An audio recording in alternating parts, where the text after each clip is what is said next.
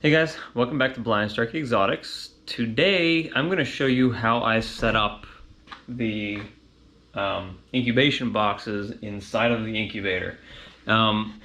If you saw my DIY incubator, which I highly recommend for you guys to watch, that is perfect for 5 or 6 clutches of eggs at a time. And if that's all you're producing, I would 100% recommend building it that way. So watch that video. Let me know if you have any questions. I might make an update to it, maybe like a better quality video now that I've had a couple months of making these behind me, so it's kind of easier for you guys to understand. But I highly recommend that. But today I want to show you how I set things up in the bigger fridge or freezer style incubator, and kind of show you the testing I've been doing over the last couple months to make sure that the egg boxes are ready for when the snakes lay the eggs.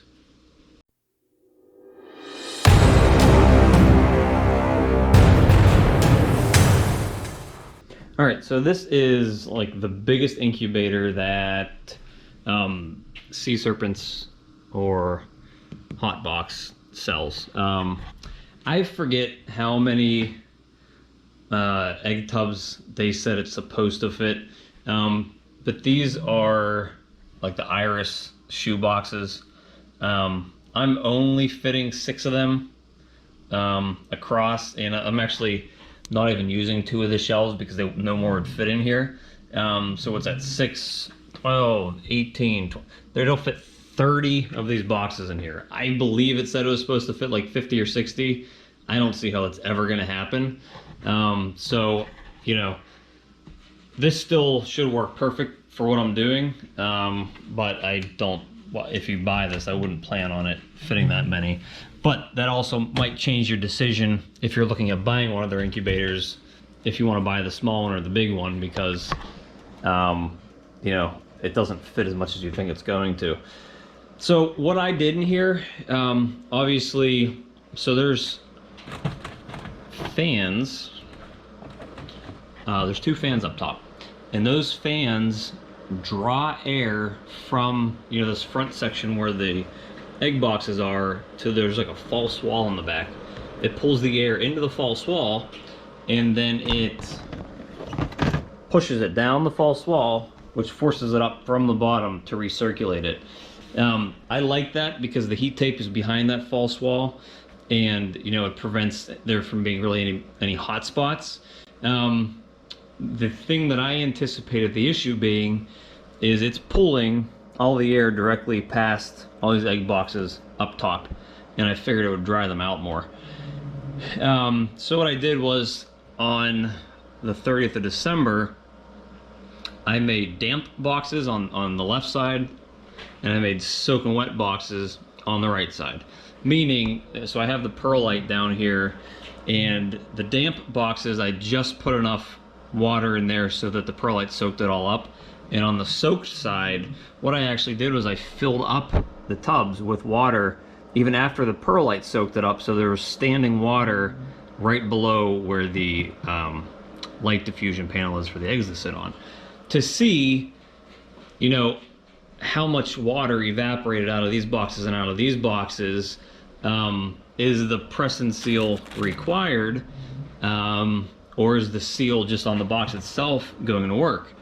Well, so what I figured out over the course of a month and a half is press and seal is absolutely required, because the ones that were over here on the soaked side, this one for instance, there was water filled all the way up to here at one point, and it completely evaporated. Now I'm sure the perlite sucked some of that up, but it completely evaporated. And as you can see, and for now, all of a sudden, this thermostat here, well, it just said 98, but it was actually sitting at 96 humidity. The temperatures are fine, but this was actually sitting at 96% humidity, and I really don't want it below 99%, close to 100%. So the next test I did was on the soaked side, putting the press and seal, not really stuck on there too tight, And as you can see by this thermostat in the front here, it's still reading 99%. And you can still see, I don't know if you can, there's still standing water in the bottom of this tub. And for the way I'm putting the eggs in here, which is they're not going to be in direct contact with the substrate because they're going to be resting on top of this light diffusion panel. This is what I like to see, because your humidity is never dropping below where it needs to be. You know, the eggs also need to be around 90 degrees as well. And as you can see, even with the door open to the incubator, this is still holding at 90 degrees.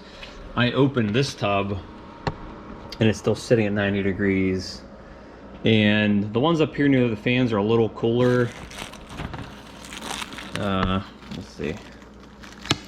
Take the Preston seal off. This one's sitting at 89%. But it's keeping humidity at 99% too. The other thing that I saw on the tubs on this side that were just damp, their humidity was dropping tremendously. I think this one, when I had the humidity gauge in there, you can still see like moisture build up here, but they're all the anything that was sort of damp in here is pretty much dried up. The humidity in these on the damp side was dropping down into the 80s pretty much a week or two after I put them in the incubator. So I think the press and seal is absolutely necessary in an incubator setup like this. You know, obviously, I think, you know, going with just damp and not soaked will probably work, assuming you mix it right, if you want to have the eggs sitting directly in the substrate.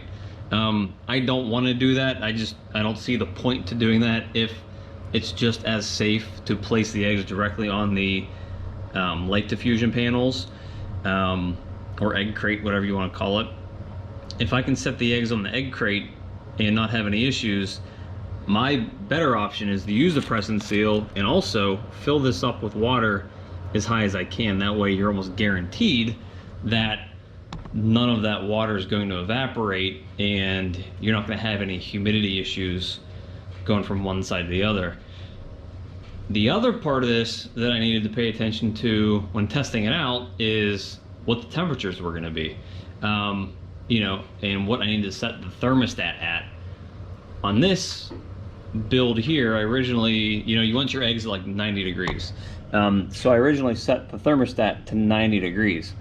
The issue that I was seeing with setting it to that is these tubs up top on this top row, right now it's sitting at 89.4 with the door open, so it's a little higher than that.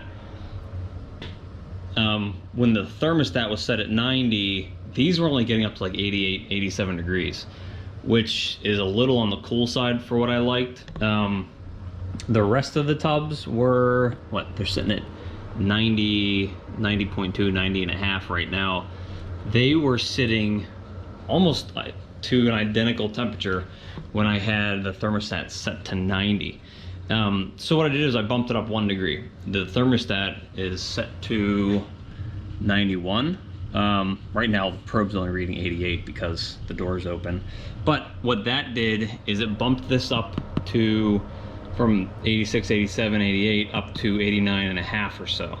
And these ones are about 90, 90 and a half. You know, this one down here, it dropped a little because the door is open and we're close to the floor.